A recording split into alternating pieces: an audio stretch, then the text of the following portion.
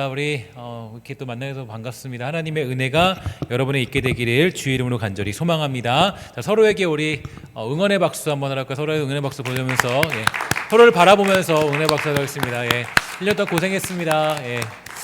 또 새해에도 응원합니다. 자, 하나님의 은혜가 있게 되기를 간절히 소망합니다.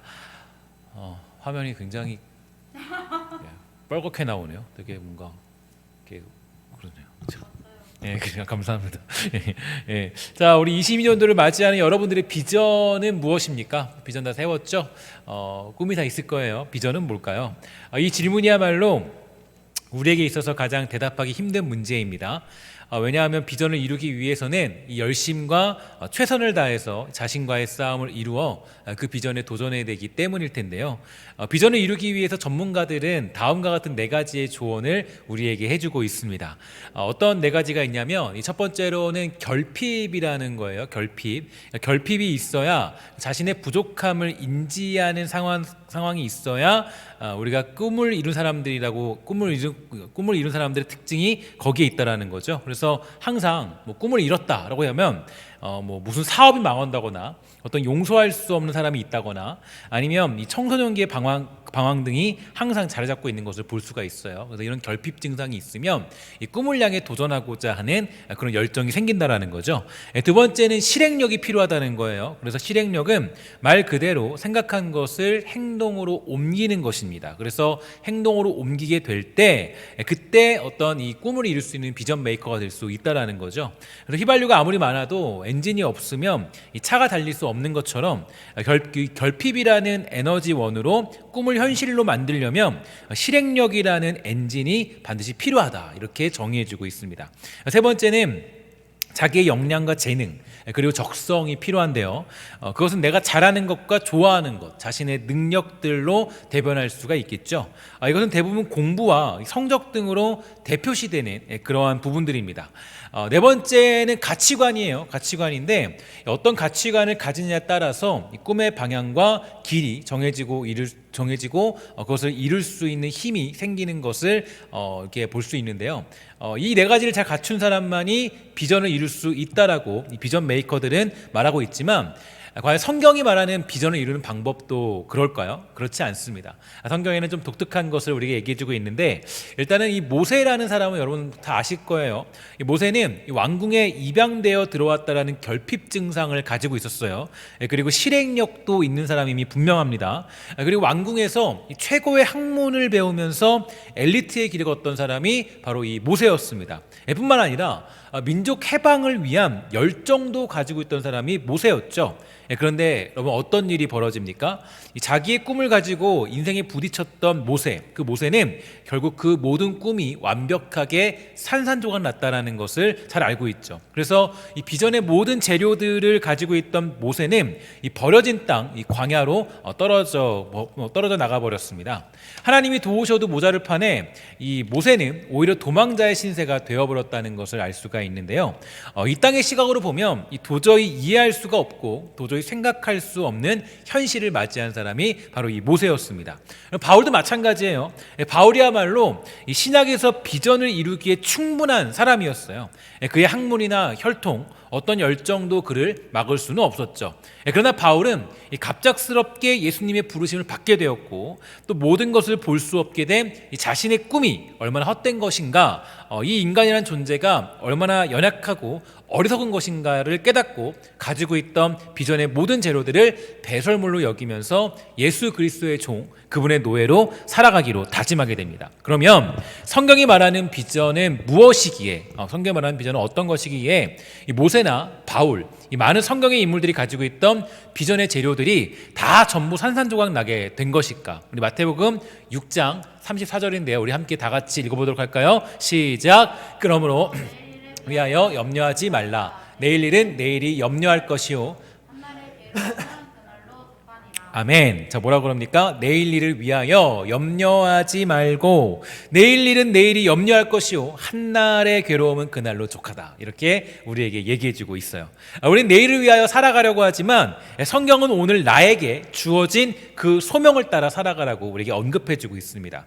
믿는 사람들의 가장 큰 고민이 있는데요. 그 고민은 바로 하나님의 뜻에 관한 것이겠죠. 하지만 하나님의 뜻을 알기 위해서 우리는 두 가지를 기억할 필요가 있습니다. 첫 번째로 우리의 앞날이 어떻게 될지는 아무도 모른다는 거예요. 여러분 앞날이 어떻게 될지 아무도 모르죠? 그렇죠? 혹시 앞날 아는 사람 있으면 그 사람 이상한 사람이에요. 그래서 절대로 우리는 앞날이 어떻게 될지 아무도 모릅니다.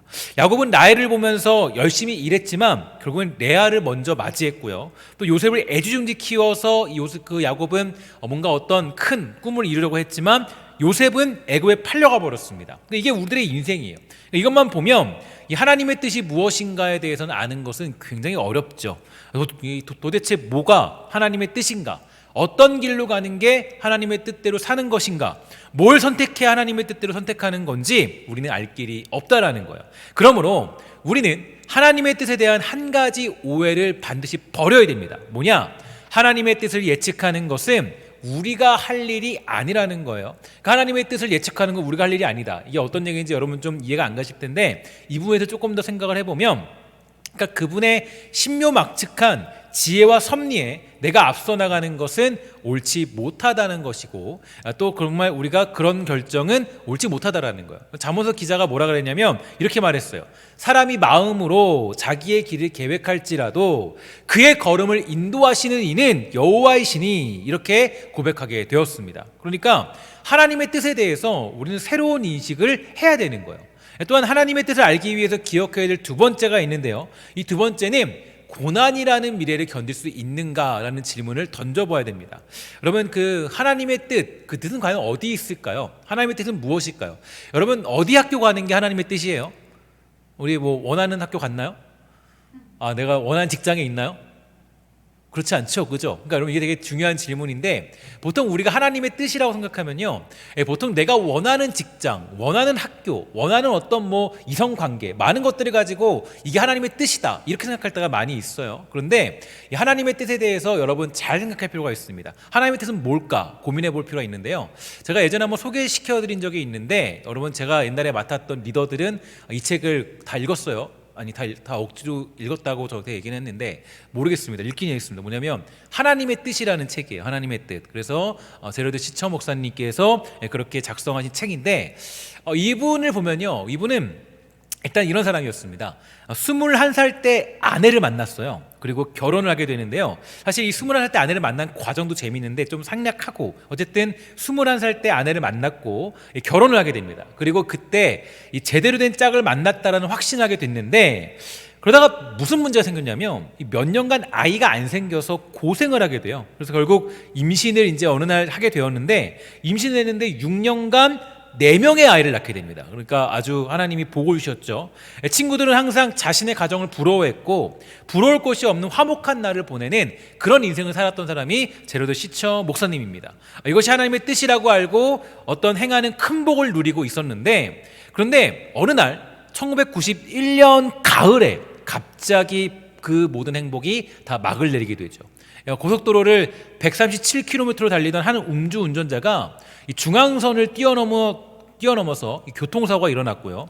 가족들이 함께 타고 있던 미니밴을 들이받게 됩니다. 더군다나 그 차에는 모처럼 주말을 맞이하여서 함께하였던 어머니도 함께 계셨는데요.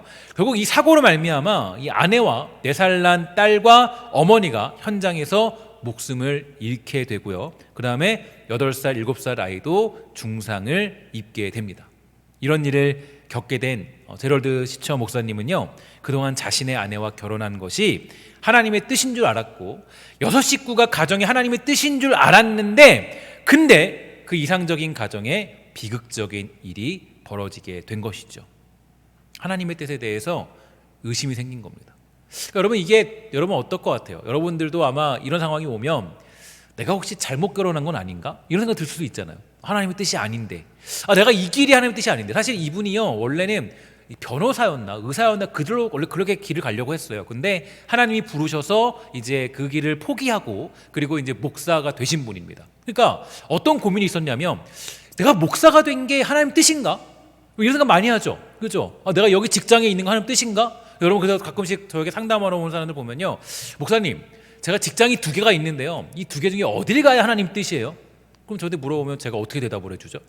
뭐라고 말해줄까요? 이거 난 모르겠는데, 그때 뭐 수리수리 마술이라도 해야 되나? 그죠? 저는 점쟁이가 아니에요. 할 수가 없어요.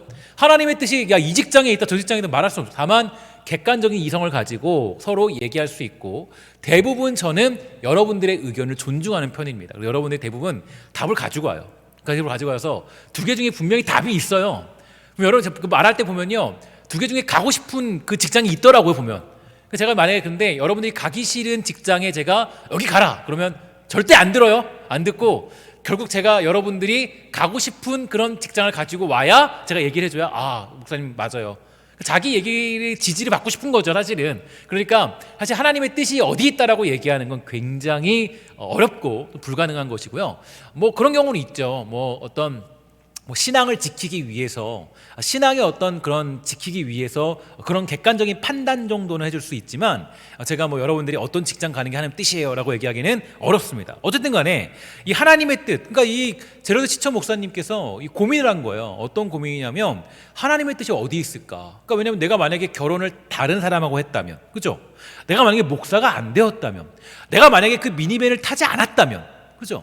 내가 만약에 그걸 사지 않았다면은 이게 하나님 뜻이 아니었는데 내가 괜히 타가지고 괜히 뭐요? 괜히 사고 난 거 아닌가? 그런 생각할 수 있잖아요. 그러니까 이게 굉장히 이 목사님께서는 이 고민에 빠지게 된 거예요. 야, 내가 만약에 안 그랬다면 하나님의 뜻은 어디 있을까? 뭐 히타 좀 꺼주시겠어요? 저도 이분의 책을 읽으면서 정말 내가 말하는 하나님의 뜻, 우리가 믿고 따르는 하나님의 뜻은 무엇인가에 대해서 고민할 수밖에 없었습니다. 여러분 같으면 어떻겠어요? 만약 나에게 이런 일이 벌어진다면, 만약 이분이 겪은 일들을 어느 순간 겪게 되면 내가 결혼을 다른 사람하고 했어야 되는가? 여러분 그런 질문도 할 때 있잖아요. 목사님, 저 이 사람하고 결혼해야 돼요?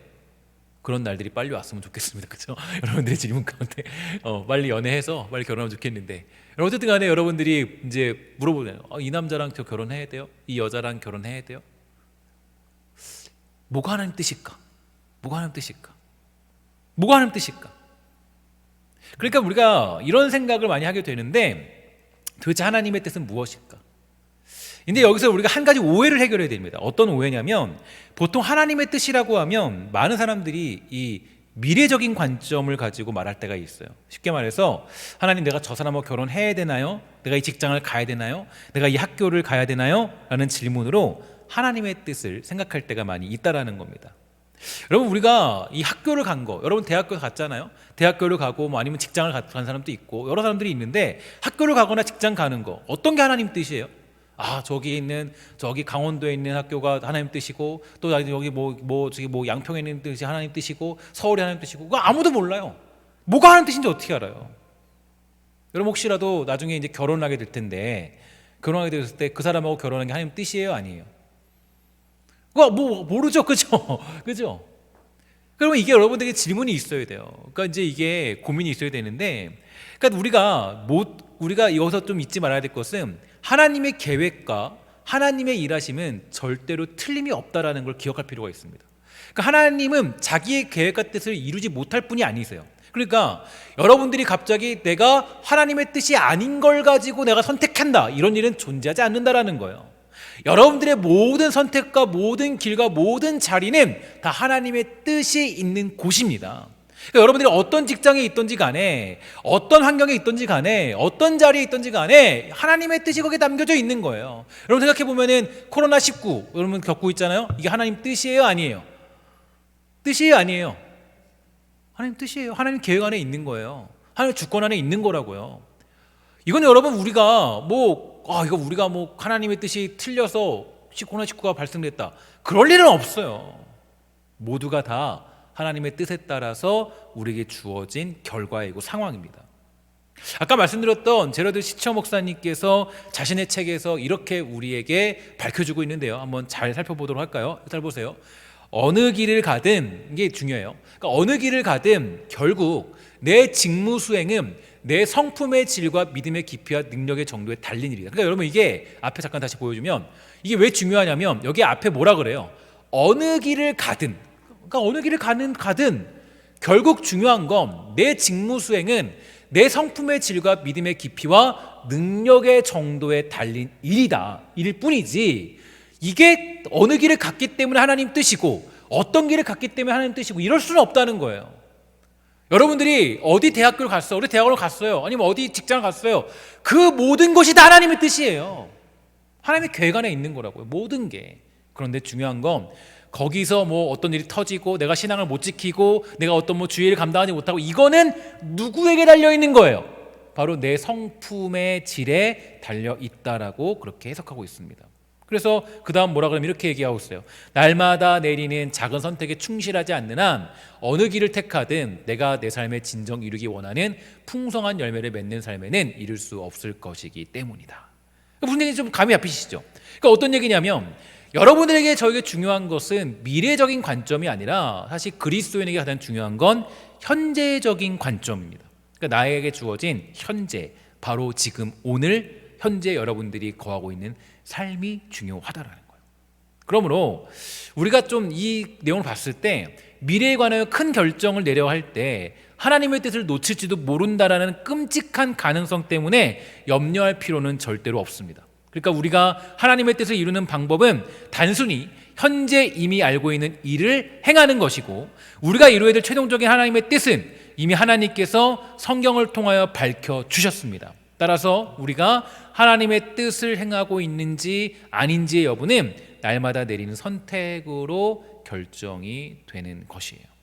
여러분들과 제가 알고 있는 유일한 미래적인 관점이 하나 있어요. 뭐냐면 우리 주님 다시 오신다. 이게 우리 유일한 미래예요. 근데 주님이 언제 오신다고 그랬어요? 날짜와 시는 아무도 모르죠? 그죠? 성경이 분명히 얘기했어요. 그때 아무도 모른다. 다만 주님 오신다. 근데 그때가 언제냐면 도적같이 오신다. 도적같이. 그러니까 여러분 우리가 알고 있는 미래 딱 한 가지예요. 하나님 주님 오신다. 그리고 내가 현재 오늘을 살아가는 거예요. 근데 그분이 내일 오실지 아니면 내가 교회 예배당 나가는데 오실지 아무도 몰라요. 그래서 그 바울이 여러분 빌립보서를 작성할 때 보면요, 그때 그는 이 고난 중에 있을 때입니다. 옥중 서신이라고 하여서 옥에 갇혀 있을 때 쓴 편지인데 원래 바울은 이 빌립보 교회에 가서 복음을 다시 한번 가르치고 싶었던 마음이 굴뚝 같았습니다. 그러나 하나님은 바울을 감옥에 가두셨고 그는 옥중에서 겨우 편지를 쓰면서 빌립보 교회에 보내게 되는 형편에 이르게 되었어요. 근데 옥중 생활도 만만치 않은데 교회에서는 어떤 일이 일어났냐면 분열의 조짐이 일어났고요. 그리고 서로 다툼이 일어났고 허영이 일어났고 그의 마음이 굉장히 속상했을 거예요. 그런데 잘 보면요, 빌립보서에 어떤 내용이 담겨 있는지 아세요? 기쁨이라는 단어가 굉장히 많이 나와 있어요. 그러니까 여러분 제가 담임 목사잖아요. 근데 여러분들이 지금 딱 보니까 맨날 싸우는 거예요. 뭐 김수현이 잘났다, 아니면 뭐 박영준이 잘났다, 뭐 이창덕이 잘났다, 막 계속 싸우는 거 서로. 그럼 제가 보는 마음이 어떻겠어요? 속상하겠죠, 그렇죠? 야 이거 뭔가 잘못된 거 아닌가? 뭔가 하나님 뜻이 좀 잘못된 거 아닌가? 그게 아니에요. 사도 바울은 얘기하기를 그 모든 것에 하나님의 뜻이 있음을 믿고 바로 그 일을 다 감당했다라는 것을 알 수가 있습니다. 그래서 그 사도 바울은요, 모든 것을 잃어버리고 얽혀버린 것 같은 그 빌립보 교회를 향하여서 기쁨이라는 이야기를 그 작은 서신서에 18번이나 사용하고 있습니다. 그게 놀랍죠. 그러니까 왜냐하면 바울이 인식하고 있는 하나님의 뜻은 장밋빛 미래가 아니라 현재에 충실한 삶이기 때문이에요. 현재 나에게 주어진 삶에 충실히 사도의 역할을 감당하는 것. 그래서 오늘 본문에서도 예수님이 이렇게 말씀하십니다. 우리 다시 한 번 더 다 같이 읽어보도록 할게요. 시작. 내일 일을 염려하지 말고 오늘 일에 힘써라. 이게 우리의 중요한 메시지입니다. 그러니까 그 하나님이 내일을 책임지시기 때문에 우리가 해야 될 일은 오늘 내가 해야 될 일에 집중하며 살아가는 거예요. 하나님의 뜻에 대해서 예수님의 가르침은 믿을 수 없을 만큼 단순합니다. 그러므로 내일 일을 위하여 염려하지 말라. 내일 일은 내일 염려할 것이요 한날 괴로움은 그날의 족하니라. 우리에게 현재의 상황이나 미래의 문제에 대해 불신자들처럼 걱정하지 말고 매일같이 먼저 그의 나라를, 그의 의를 구하며 살아가면 이 모든 것을 더하실 것이다라고 우리에게 말씀해주고 있는 것입니다. 그래서 10가지 중요한 결정이 있을 때 우리는 100가지의 취할 길이 있을 수 있어요. 이때 우리는 고민에 빠집니다. 과연 무엇이 하나님의 뜻일까? 그래서 예수님은 이렇게 우리에게 얘기해 준 거예요. 뭐라 그러냐? 바로 바람직한 대안들 중에 선한 양심으로 어떤 길을 선택한다 해도 우리는 여전히 하나님의 뜻 가운데 있는 것이고, 궁극적으로 가장 중요한 것은 하나님의 나라와 의를 먼저 구하는 것입니다. 즉 예수님은 우리가 어쩌다 한 번씩 내려야 되는 큰 결정들이 아니라 날마다 행해야 하는 모든 작은 일들에 시간과 에너지를 쏟기 원하시고, 작은 책임을 감당함으로써 우리는 이후에 큰 책임을 맡을 수 있는 자로 준비될 수 있는 거예요. 그러니까 예수님이 이렇게 말씀하셨어요. 이렇게 말합니다. 지극히 작은 것에 충성된 자는 큰 것에도 충성되고, 그죠? 큰 것에 충성되고, 지극히 작은 것에 불의한 자는 큰 것에도 불의하니라. 또 뭐라 그래요? 너희가 만일 불의한 재물에 충성치 아니하면 누가 참된 것으로 너에게 맡기겠느냐? 너희가 만일 남의 것에 충성치 아니하면 누가 너희의 것을 너희에게 주겠느냐? 이렇게 우리에게 알려주고 있습니다. 그러니까 여러분 잘 보면요, 이게 되게 중요한 메시지예요. 왜냐하면 여러분 그 요셉이라는 인물 기억하십니까? 요셉이 나중에 애굽의 총리가 되잖아요. 그러면 여기 질문: 요셉이 과연 요셉의 비전은 애굽의 총리가 되는 게 그의 비전이었을까요? 그런 내용 한 명도 안 나와요. 요셉은 총리가 되고자 하는 마음이 없었습니다. 그걸로 살아온 게 아니에요. 요셉이 살아온 것은 언제나 뭐냐면 그냥 자신에게 그날 주어진 일에 성실히 충실히 하나님 앞에 부끄럽지 않게 살아간 게 전부였어요. 내가 하나님 앞에 어떻게 득지할 수 있습니까? 라고 고백한 사람이 누구냐면 바로 이 요셉이었어요. 그 요셉이 애굽의 총리가 된 것은 물론 요셉이 어떤 하나님이 주신 큰 뜻과 그런 계시들을 받게 되었지만, 그러나 그가 어떤 꿈을 향해 달린 것이 아니라 그에게 중요한 것은 지금 이 순간 나에게 주어진 역할이 뭐냐, 나에게 준 하나님의 그런 뜻이 무엇인가에 대해서 집중한 사람이 바로 요셉이었던 거예요. 그래서 요셉은 보면 바로 왕 하면 바로 왕이다 라고 하면은 이미지가 좋아요, 나빠요? 여러분들에게 뭐 이미지 좋아요? 바로 팬 사람 없죠, 그죠? 바로 왕 이미지 안 좋죠, 그죠? 어떤 애굽이라는 나라의 왕이니까. 근데 그 바로 왕에게 충성하잖아요. 그래서 자기의 최선을 다하고 충성을 다하고 최선을 다하잖아요. 왜냐? 요셉에게 중요한 건 바로 왕이 아니었어요. 총리가 아니었다고요. 누구였냐면 하나님이 맡기신 자리가 중요했다는 거예요. 자, 그러면 또 한 사람 있죠. 예를 들어서 다니엘 보세요. 다니엘은 3번의 그런 왕들이 바뀌게 됩니다. 근데 그때마다 국무총리를 해요. 그때마다 왕이 바뀌면 나라가 바뀐 거예요. 나라가. 그때마다 국무총리로 부름받아서 일을 해요. 여러분 봤을 때 뭐 그 나라들이 사실 이방 국가들이니까 굉장히 좀 이렇게 뭐 마음이 안 좋을 수 있잖아요. 그런데 그가 어떻게 해요? 그 자리에서 자신에게 주신 자리, 그 자리에서 최선과 충성을 다하는 거예요. 하나님 앞에 부끄럽지 않게, 하나님 앞에 부끄럽지 않게, 신앙을 타협하지 않고 부끄럽지 않게. 그게 중요한 것이지, 야, 다니엘이 총리가 됐다, 이게 중요하지 않아요. 그게 우리에게 주는 중요한 메시지가 있습니다. 그러니까 아까도 말씀드렸지, 뭐라 그래요? 지극히 작은 것에 충성된 자는 큰 것에도 충성되고, 작은 것에 불의한 자는 큰 것에 불의한데, 너희가 만일 불의한 재물에 충성치 아니하면 누가 참된 것으로 너에게 맡기겠느냐. 그러니까 여러분들과 저에게 가장 중요한 비전은 여러분의 주어진 자리에서 하나님 앞에 부끄럽지 않게 득죄하지 않고 살아가는 게 제일 중요한 비전이라는 거예요. 내가 어디 학교 가고 어디 직장 가고 이게 중요하지 않아요. 하나님이 여러분들의 가장 합당한 자리, 여러분들의 어떤 생각과 여러분의 삶과 모든 것들을 다 하나님이 주관하셔서 여러분들의 가장 합당한 자리로 저와 여러분들을 이끌어 주신 거예요. 그러면 여러분들과 제가 해야 될 것은 뭐냐면 내가 목숨 다해서 하나님이 말씀하신 일들을 지켜 나가는 것입니다. 그래서 빌립보서 2장 12절과 13절에 보면 이렇게 되어 있습니다. 그러므로 나의 사랑하는 자들아, 너희가 나 있을 때뿐 아니라 더욱 지금 나 없을 때도 항상 복종하여, 그 다음 뭐라 그래요? 두렵고 떨림으로 너희 구원을 이뤄라 라고 얘기하면서 너희 안에서 행하시는 이는 하나님이시니 자기의 기쁜 일들을 위하여 너에게 소원을 두고 행하게 하시는다, 이렇게 되어 있어요. 그런데 여기서 보면은 이 두렵고 떨림으로 너희 구원을 이루라라는 단어가 이게 뭐 구원을 받아야 된다 이게 아니에요. 그러니까 여러분 이게 좀 착각하는 게, 이 본문을 보면서 이게 구원이 뭐 이렇게 내가 좀 잘못하면 구원을 못 받나 보다 이렇게 생각해서 할 수 있거든요. 절대 그런 얘기 아니에요. 구원을 이루라는 것은 두렵고 떨림으로 너희가 구원받은 자로서의 삶을 살아야 된다라고 얘기하는 거예요. 그 삶이 뭐냐?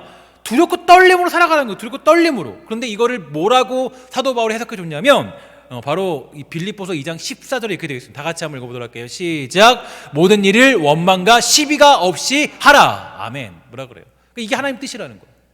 그러니까 여러분이 구원받은 자로서 두렵고 떨림으로 어떤 길을 가야 되냐면은 모든 일을 원망과 시비가 없이 하는 자리, 그 자리로 가는 거예요. 그게 여러분들이 오늘도 꿈꿔야 될 비전이고, 그게 여러분들이 직장 가서, 학교 가서, 또 가족 관계에서 여러분들이 이루어야 될 유일한 비전이 있다면 모든 일을 원망과 시비가 없이 살아가는 것, 이게 바로 하나님이 주신 여러분들을 향한 오늘의 비전이 되는 겁니다. 결론적으로 오늘의 말씀을 좀 정리해보면, 하나님의 뜻은 단순히 미래적인 결과나 행동이 아닙니다. 하나님의 뜻은 오늘 현재 나에게 주어진 삶을 살아내는 거예요. 그래서 여러분, 이게 내가 지금 예수님이 걸어가셨던 길을 걸어가고 있느냐, 내가 지금 원망과 시비 없이 살아가고 있느냐라는 질문, 그 삶에 충실히 살아가고 있느냐, 그 질문, 이 질문을 하는 사람들이 하나님의 뜻을 따라 살아가는 삶의 원리인 거예요. 우리에게 주어진 확실한 미래는 딱 한 가지입니다. 마침내 그리스도께서 다시 오셔서 완성된 하나님의 나라를 세우신다. 이게 우리의 유일한 알고 있는 미래적인 관점입니다. 그리고 여러분과 저는 현재 주어진 삶에 하나님 사랑하는 백성으로 살아가는 것, 이게 여러분들과 제가 꿈꿔야 될 유일한 비전이 되는 거죠. 이게 조금 어려울 수 있어요. 그런데 이 성경 인물들을 보면요, 우리 성경 인물들에서 딱 한 가지 고뇌, 하나님이 이 백성을 구원하셔서 어디로 이끌어 가시냐면 바로 이 두 가지를 지키도록 하시기 위해서 그의 인생을 이끌어 가십니다. 그러니까 막 어떤 하나님의 뜻을 이루는 게, 야, 너 어디 직장 가는 거야? 아니면 어디 학교 가는 거야? 아니면 누구를 만나는 거야? 이렇게 하나님이 그들을 이끌어 가지 않으세요.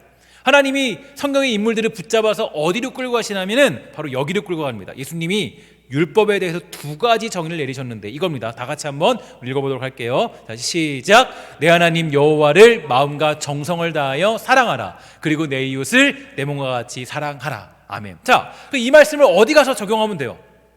여러분들이 속해 있는 직장 가서 적용하면 되는 거예요. 그리고 이 말씀을 어디 가서 적용하면 돼요? 여러분들과 관계를 가지고 있는 친구들과의 관계에서 적용하면 되는 거예요. 여러분들과 이걸 어디 가서 적용하냐면은 여러분들이 살고 있는 삶의 내용에서 학교 가서 그것들을 적용시키면 되는 거예요. 이게 여러분들이 가져야 될 비전이고 꿈이라는 거예요. 근데 우리가 때로는 이 교회에서도 그렇고 많은 경우에 헛된 비전을 심겨줄 수가 있어요. 너무 큰 이상한 비전들. 너의 꿈은, 너의 비전은 뭐니? 물어보면 어떤 사람은 그래요. 저는 세계 선교하는 거예요. 물론 그럴 수 있죠. 저는 그거 좋다고 생각해요. 좋지만, 그러나 하나님이 원하시는 건 뭐냐면 너 오늘 주어진 자리에서 바로 내 하나님 여호와를 사랑하고 경외하고 그리고 내 이웃을 내 몸과 같이 사랑하라는 겁니다. 그래서 에베소서 5장 이후에 보면요, 사도 바울이 다음과 같은 정리를 해주는데 한번 잘 보세요. 어떻게 살아가야 되는지. 첫째, 여러분들은 좀 해당이 안 되죠 아직은. 근데 앞으로 꿈꿔야 될 비전입니다. 첫째 뭐야 그래요? 따라합시다. 다 같이 읽어볼게요. 첫째 시작. 남편과 아내를 주 안에서 사랑하라. 여러분 아직은 없지만 곧 생길 거잖아요, 그죠? 그 생긴 한 10년 지나면, 10년 너무 긴가? 10년 지나면 생길 거잖아요. 남편과 아내를 주 안에서 사랑해라, 그죠? 두 번째, 내 부모와 자녀를 주 안에서 사랑하라는 거예요. 여러분 부모님을 사랑하고 여러분이 자녀를 낳으면 자녀를 사랑하는 거, 이게 사도 바울이 얘기해 준 그런 구체적인 예예요. 세 번째, 여러분 이게 되게 힘든데 주어진 권위에 순종하며 종과 상전의 관계를 유지하라. 자, 여러분 보면 여러분 직장 다니는 사람들 손 들어. 직장 다닌다. 손 들어. 직장 좀 있죠. 몇 명 좀 있어요. 직장 다니면 어때요? 위에 선배나 그분들 싫은 사람 있죠? 알바하면서도 사장님 싫어요, 나빠요? 대부분 사장님은 왜 이렇게 또 다 적이 되는지 모르겠어요. 저도 지금 담임 목사인데 우리 뒤에 광도하님 계신데, 그죠? 이게 어떻게 모르겠습니다. 그죠? 싫을 수 있어요. 그러니까 여러분 이게 되게 힘든데 종과 상전의 관계. 근데 뭐라 그러냐면은 이렇게 돼요. 성경이 말하기를 상전은 종을 사랑해야 돼요. 그리고 그 종은 상전을 섬겨야 돼요. 하나님 뜻이에요, 하나님 뜻. 이거는 내가 불의한 재물에도 충성해야 된다. 이렇게 얘기하잖아요. 그러니까 여러분이 너무나도 싫은 어떤 상전이 있어요. 상전이라고 그러지만 이게 어떤 뭐라 그런가요? 위에 선배라고 해야 되나요? 어떤 위에 선임이 있어요. 그럼 그 선임에게도 뭐 해야 되는 거예요? 내가 충성을 다 해주는 거예요. 이게 어렵죠? 그렇죠? 힘들죠? 야, 저 사람에게도 내가 해야 되나? 섬겨야 되나? 저 사람을 내가 사랑해야 되나? 근데 그게 하나님 뜻이에요. 여러분들이 이룰 때 비전이라고요. 만약에 그게 안 되면 그거 놓고 기도하는 거. 하나님, 내가 저 사람 섬기게 해주세요. 이게 여러분들의 비전이에요. 어떤 사람들은 저 사람 나가게 해주세요. 그러면 안 되는, 그게 아니죠. 내가 저 사람에게 순종할 수 있는 마음 주세요. 순종할 수 있는 마음 주세요. 빌립보서도 우리에게 말해주고 있죠. 아무 일에 원망과 시비가 없이 하라.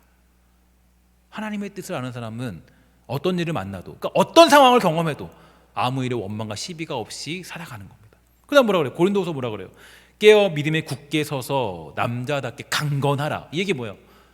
사람들을 포용하고 넉넉히 받아주라는 거예요. 넉넉히 받아줘라. 비전은 주어진 현실에서 여러분들이 이루어내는 것입니다. 오늘도 하나님은 여러분들에게 그 비전을 이루도록 하기 위해서 여러분을 직장과 학교와 가족과 관계로 보내셨습니다. 그리고 그 자리에서 여러분들이 해야 될 것은 내일 일을 염려하지 말고 오늘 일에 충성을 다하는 것. 아까 말했던 그 일들을 이루어내는 거예요. 어떻게 하면 내 하나님 여호와를 사랑하고, 어떻게 하면 내 이웃을 내 몸같이 사랑할 것인가. 이게 여러분들의 유일한 비전이 되는 것입니다. 여러분, 그런데 우리가 내일 일에 염려하다 보면요, 이게 뭐가 찾아오냐면요, 이 미래에 대한 불안감들이 찾아와요. 두려움들. 그러니까 주님이 말씀하세요. 두려워하지 말아라. 그죠? 그러니까 여러분, 두렵죠? 내가 어떤 대학교를 갈까? 내가 어떤 직장을 얻게 될 것인가? 나의 미래는 어떻게 될까? 두렵잖아요. 그러니까 내일을 염려하다 보면, 내일을 바라보다 보면요, 내일을 바라보면서 소망을 푸는 사람은 거의 없어요. 내일을 보면 다 막막해요. 저도 내일이 막막해요. 모레가 막막해요. 1년 뒤가 막막해요. 항상. 그래서 언제나 정말 저는 목회자들은 그렇죠. 특히 더 그래요. 목회자들은 하나님이 가라 그러면 가야 돼요. 언제나 보내시는 자리에 가는 게 목회자의 모습이에요. 그러니까 언제나 불안해요. 두려워요. 저는 특별히 목회자들은 미래가 보장되어 있지 않죠. 어떤 직장인들은 그래도 나 직장에 몸담고 살아야지 뭐 하면서 살잖아요. 근데 목회자들은 하나님 가라면 가는 거예요. 가는 거예요. 어쩔 수 없어요. 미래를 생각하면 불안하고 두려운 게 맞죠. 최근에 제가 보니까 요즘에 유튜브들 보니까요, 제가 다음 주 주일 저녁에도 이 부분에 대해서 연구하고 있고 설교를 할 예정인데, 유튜브 같은 거 보니까 요즘에 이상한 영상들이 많이 그 기독교적인 인기를 받고 있더라고요. 예를 들어서 가장 인기 받고 있는 게 뭐 요한계시록 해석 같은 거, 그죠?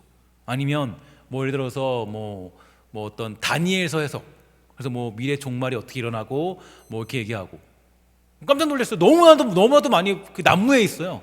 거기다가 또 어떤 걸 보면요, 뭐 이렇게 그러면서 이제 뭐 어떤 불안을 조장하냐면 뭐 교회의 뭐 썩은 모습들, 이런 것들 막 이런 내용들 막 있어요. 막 거기에 조회수가 막 54만에 뭐 그렇게 되어 있더라고요. 제 설교는 300회 뭐 200회밖에 안 되고, 제 설교 따로 올리면 6회, 7회 이렇게밖에 안 되는데, 그리고 말도 안 되는 얘기들에, 그러니까 사람들이 왜 그런가 봤더니 불안한 거야. 모든 거 봐도 불안한 거, 미래가 불안한 거. 교회 보면 여러분, 교회 어떤 일들 터진 거 보면은 불안하죠. 교회의 미래가 불안하잖아요. 그런 걸 좀 보는 거야. 요한계시록 같은 거 보면은 막 뭐 666 짐승의 표가 뭔가, 그거 되게 별거 아니에요. 제가 나중에 요한계시록 생각할 때 설명해 드릴게요. 그건 그 역사적 배경 보면요, 666이 뭐 베리칩이라든지 뭐 아니면 666이 뭐 백신이다 이렇게 얘기하는 사람도 있어요. 뭐 백신이 666이다. 저는 객관적으로 백신에 대해서는 저는 불신하는데, 객관적으로 저는 그냥 제 혼자 개인적으로, 여러 번에 강요한 건 아니에요. 혼자 그래요. 그런데 저는 2차까지 맞긴 맞았어요. 어쨌든 간에. 근데 저는 불신하는데 어쨌든 그래요. 근데 제가 뭐 그걸 뭐 666 표기 때문에 그건 말도 안 되는 거죠. 근데 보면 거기에 굉장히 관심을 기울여요. 거기다가 또 뭐냐면 뭐 이런, 제가 깜짝 놀란 게, 이게 박성업 씨라는 분이 있는데요. 이분이 사실 10년 전쯤에 저도 굉장히 좋아했던 분이에요. 왜냐하면 이분이 영적으로 어떤 그런 영감에 대한 설교를 되게 잘했거든요. 그래서 나름대로 논리가 있었고 이성이 있었어요. 근데 이 사람이 어떤 해석을 하기 시작했냐면은 마치 뭐 그 적그리스도가 뭐 트럼프다 이렇게 얘기를 해요. 트럼프가 이제 적그리스도 행세를 한다, 적그리스도 거다 이렇게 얘기를 하면서 뭐 한국에 전쟁이 일어날 거다 이렇게 얘기를 해요. 근데 전쟁 안 일어났어요. 일단 그 사람이 얘기하는데 안 일어났고, 그리고 또 뭐 어떤 사람은 뭐 트럼프의 뭐 사위 뭐 쿠슈너라는 사람이 뭐 666이다 뭐 별얘기 다 해요. 여러분, 그거는 다 사기예요. 사기. 그거는 다 거짓말이에요. 그러니까 여러분, 뭐 요한계시록으로 여러분 미혹하면 대부분 거짓말이에요. 근데 요한계시록 딱 들었을 때, 설교를 들었는데 요한계시록을 들으면요, 이 두 가지로 나와야 돼요. 어떤 거냐면 배경적인 측면에서 역사적인 측면으로 왜 그 요한계시록이 주어졌는가, 이거를 들어야 되고, 또 한 가지는 그 요한계시록을 통해서는 우리가 미래의 종말이 있다, 하나님이 오신다, 이것까지만 알아야 돼요. 뭐 근데 여러분, 신천지 같은 데 특징이 뭐예요? 신천지 같은 데 특징이나 요즘에 인기 끌고 있는 그런 어떤 그 요한계시록에 대한 유튜브 같은 거 보면요, 신천지가 왜 인기 많은지 아세요? 신천지 젊은 사람들 많이 빠져요. 빠진 이유가 뭐냐면 여러분들 특히 대학교 올라가는 사람도 있잖아요. 그 이제 요즘에 이제 다시 뭐 오프라인으로 될 거니까 아마 가면은 온라인으로 되게 포섭이 심합니다. 신천지에서 포섭이 심해요. 심해서 여러분들 막 포섭할 수 있어요. 조심해야 돼요. 근데 여러분 이렇게 생각하면 쉬워요.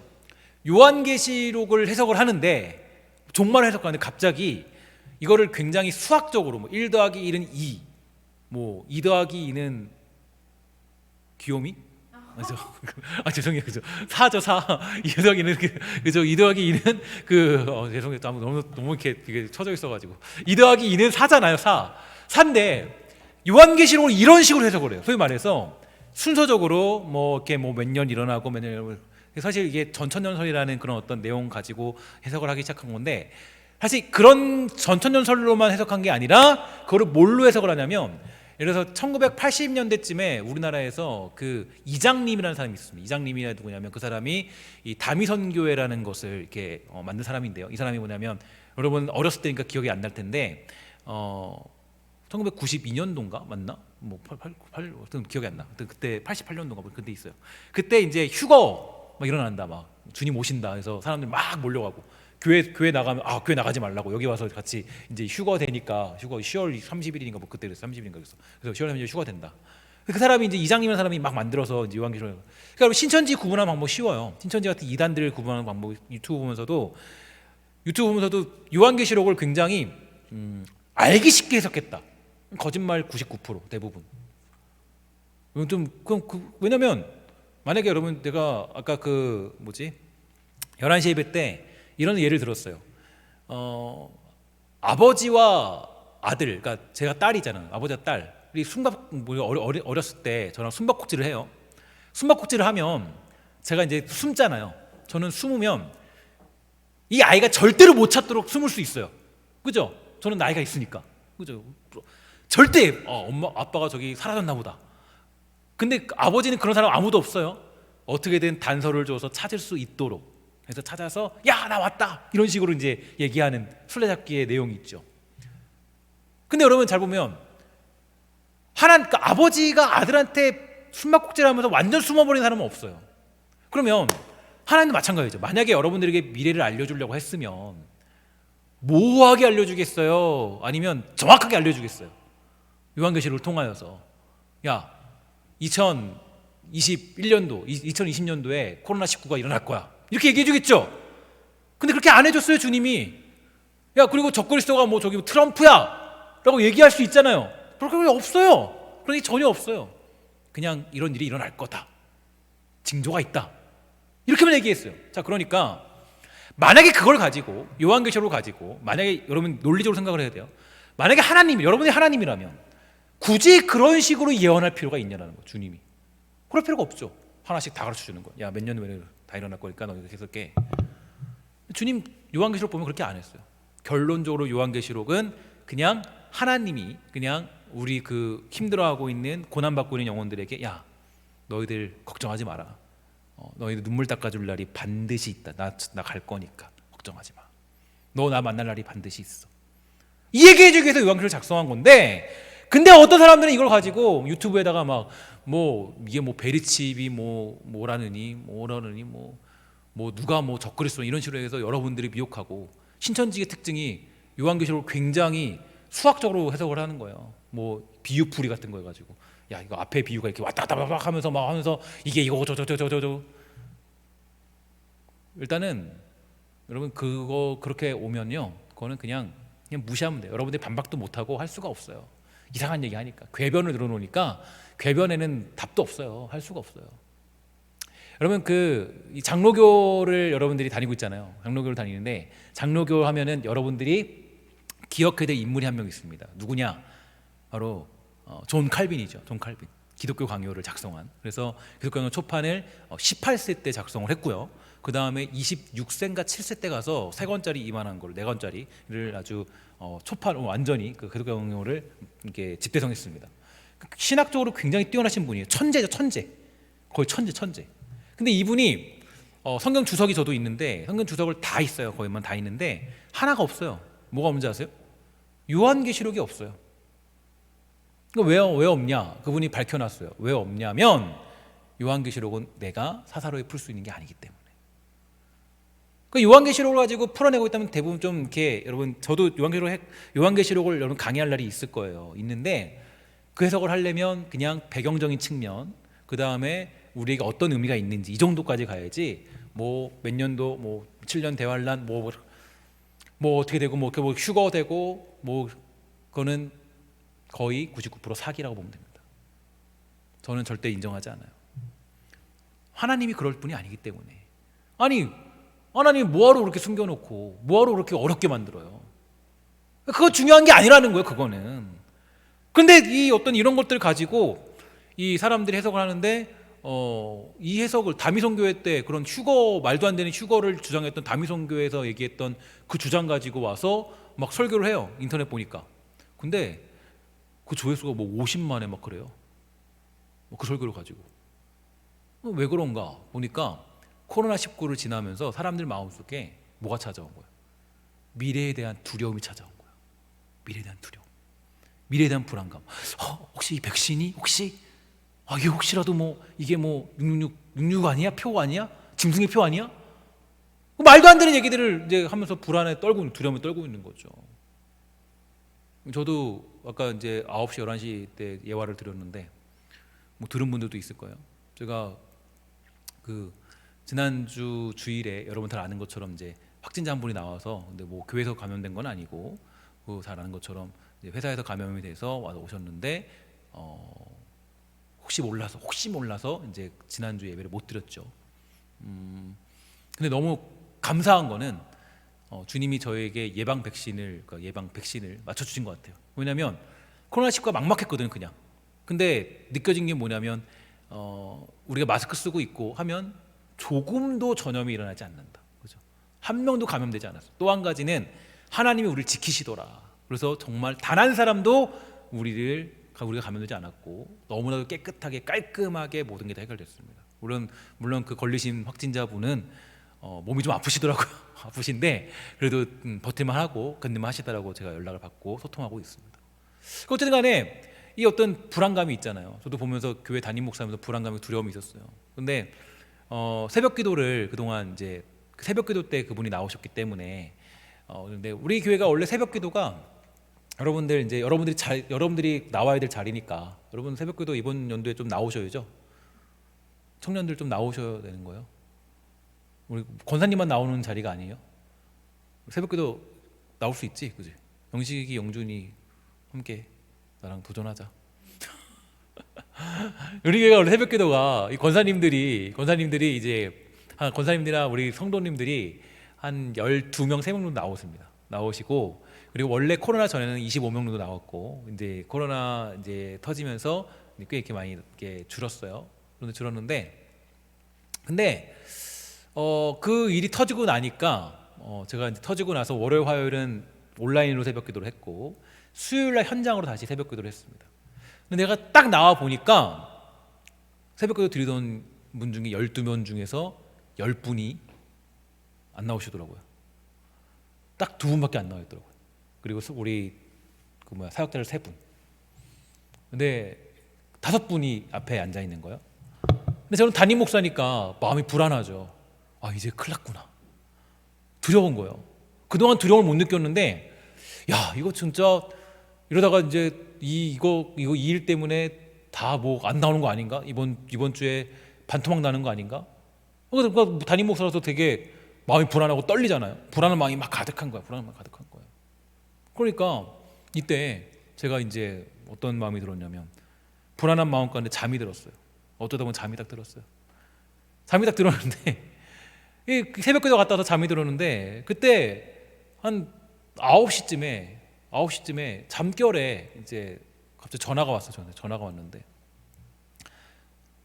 모르는 번호예요. 제가 모르는 번호 별로 없는데 모르는 번호 웬만하면 안 받는데 잠결이니까 받았는데 거기서 어떤 한 65세에서 75세쯤 되는 할머니가 아니죠. 하여튼 그 분이 여자분인데 저한테 이렇게 말하는 거예요.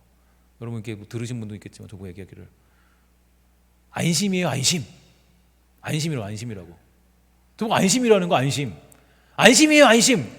되게 되게 꺼렁꺼렁, 되게 칼칼칼 목소리로 수연이가 전화한 줄 알았어. 목소리가 막 계속 막 되게 막 크게 안심이에요, 안심 이렇게 얘기하는 저한테.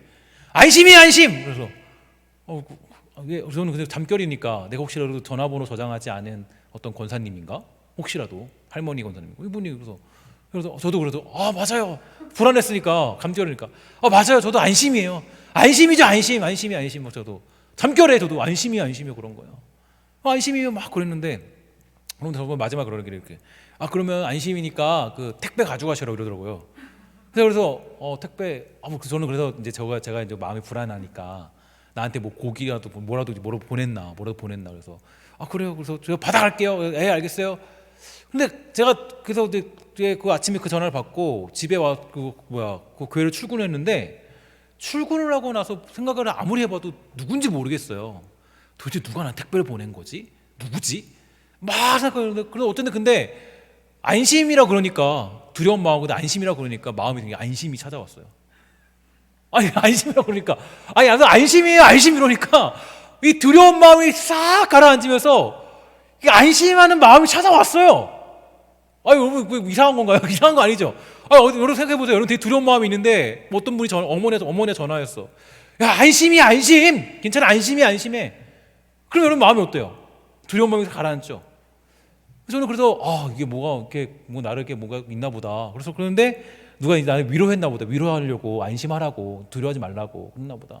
근데 1시 반쯤인가 그분이 다시 전화를 한 거예요. 그분이 저기요 왜 택배 안 가져가세요? 그러더라고요. 예? 택배요? 택배요? 혹시 잘못 거신 것 같은데. 그래서 그때서 이제 끄는 거죠. 그러니까 보니까 아마도 그 분이 정육점집 사장님 같아요. 그러니까 우리 정육 사장님이니까 어디다가 택배를 보내야 되나 봐. 근데 택배가 아무래도 뭐 안심이거나 아니면 그 정육점 이름이 안심이거나 뭐 둘 중에 하나였던 것 같아요. 그러니까 어쨌든 간에 저한테 안심이라고 얘기하니까 저는 굉장히 마음이 편해진 거예요. 그러니까 여러분 제가 이제 그걸 느꼈어요. 사역자들로 이런 얘기를 했는데 저는 좀 신비적인 걸 싫어하는 사람이에요. 신비적인 걸. 그래서 저는 그래서 만약에 새벽 기도하고 있는데 뭐 하나님의 음성으로 대야 두려운 마음 접고 안심해라 이러면 귀신아 물러가라 그랬을 것 같아요. 저는 스타일이 그래요. 저는 그런 신비한 음성 같은 거 안 듣거든요. 저는 그런 거는 존재하지 않는다. 거의 저 개인적인 신학이 그래요. 신학이 하나님이 말씀을 위로해 주지만 갑자기 뭐 대야 안심해라 이렇게 얘기는 안 한다는 거. 저는 그런 건 안 좋아요. 그런 거 안 좋아요. 제 신학 스타일 완전 달라요. 그러니까 이제 보면은 근데 그랬으면 제가 오히려 더 불안했을 거예요.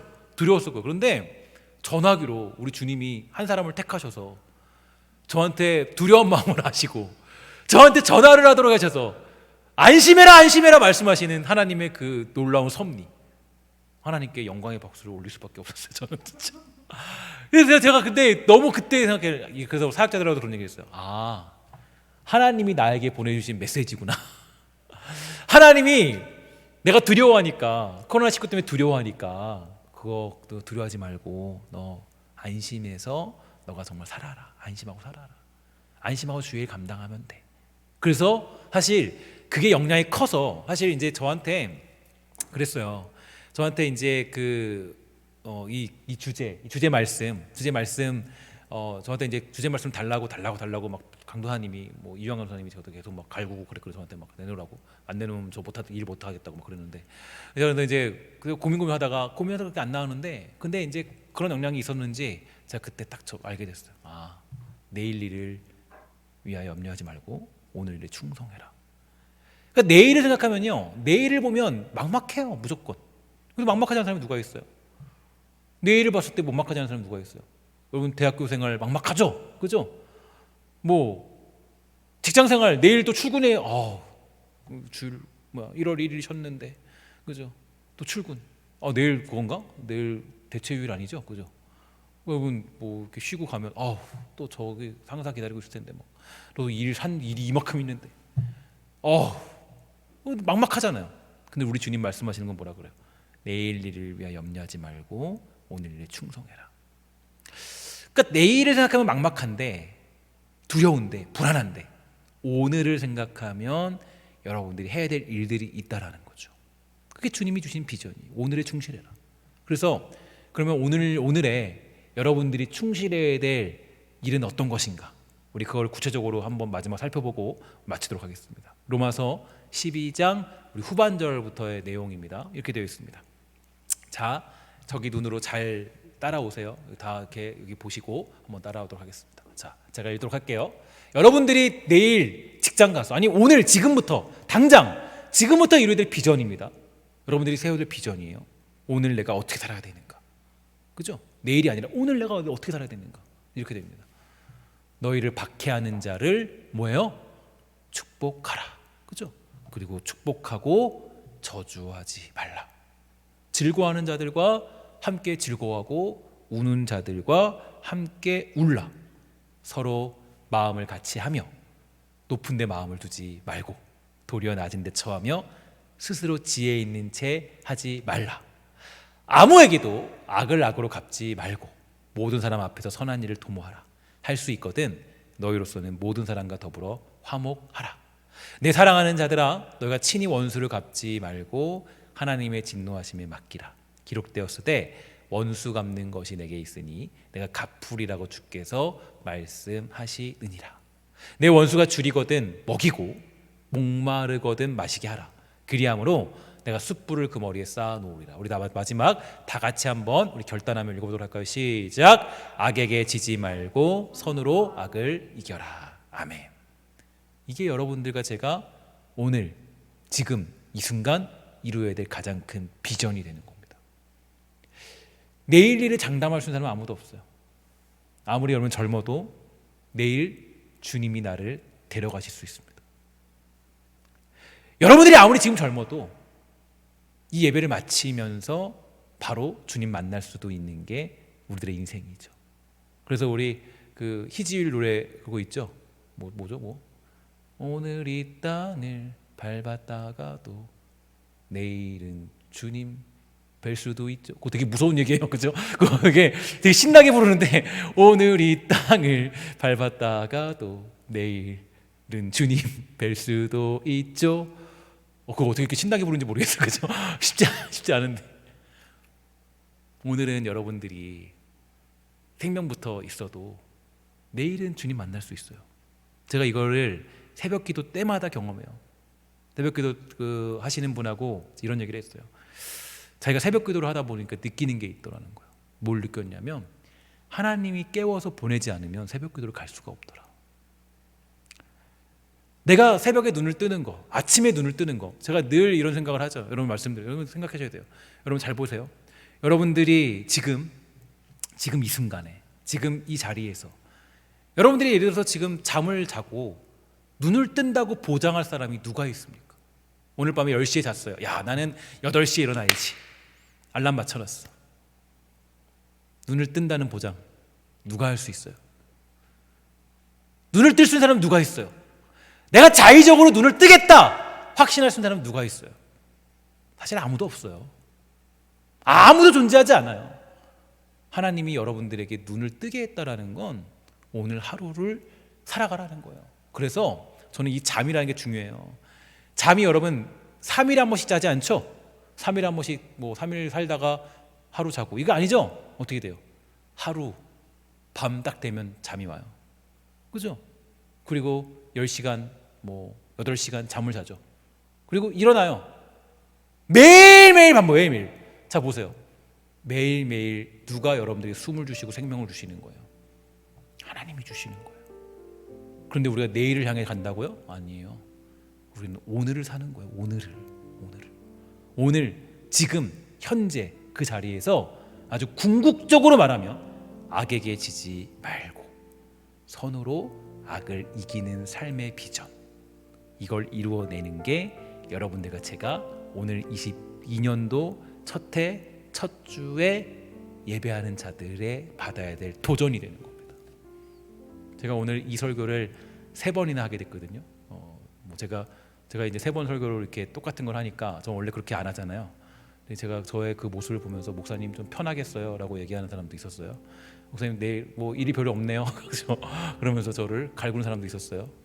제가 혼자 그냥 쉬려고 3번 똑같은 얘기를 한 거 아니에요. 여러분들에게 이 주제를 우리 모든 신성교회 권속들이 다 도전받았으면 좋겠다라는 마음이 들었어요. 그럼 그리스도인들은 내일 염려하며 사는 게 아닙니다. 그죠? 오늘 악에게 지지 말고 선으로 악을 이기는 것. 마지막 따라합시다. 악에게 지지 말고 선으로 악을 이기자. 이게 여러분이 오늘 이 시간에 꿈꿔야 될 가장 중요한 비전이 되는 것입니다. 오늘 그 비전을 이루기 위해서 힘쓰고 기도하고 묵상하며 살아가는 복되고 아름다운 신성의 청년들 다 되기를 주의 이름으로 간절히 부탁을 드리겠습니다. 기도하도록 하겠습니다. 하나님 감사합니다. 이 땅 살아갈 때 우리를 불러주셔서 우리가 나에게 주어진 자리에서 또 살아가게 됩니다. 하나님 그 자리가 어떤 자리든지 간에 그 자리에 우리가 원망하지 아니하고 불평하지 아니하고 그 자리에서 충성과 최선을 다함으로 말미암아 악에게 지지 않고 선으로 악을 이길 줄 아는 복되고 아름다운 주의 사람 다 될 수 있도록 주님 허락하여 주시옵소서. 하나님 때로는 현재의 삶에 충실하는 게 힘들 때도 있습니다. 지혜가 부족할 때도 있어요. 하나님 그럴 때 우리에게 지혜 주시고 평강 주셔서 하나님 그 현재에 주신 삶을 오늘 주어진 삶을 최선과 힘을 다하여 살아갈 수 있는 복되고 아름다운 주의 청년들 다 될 수 있도록 주님 허락하여 주시옵소서. 모든 말씀 예수님의 이름으로 간절히 기도합니다.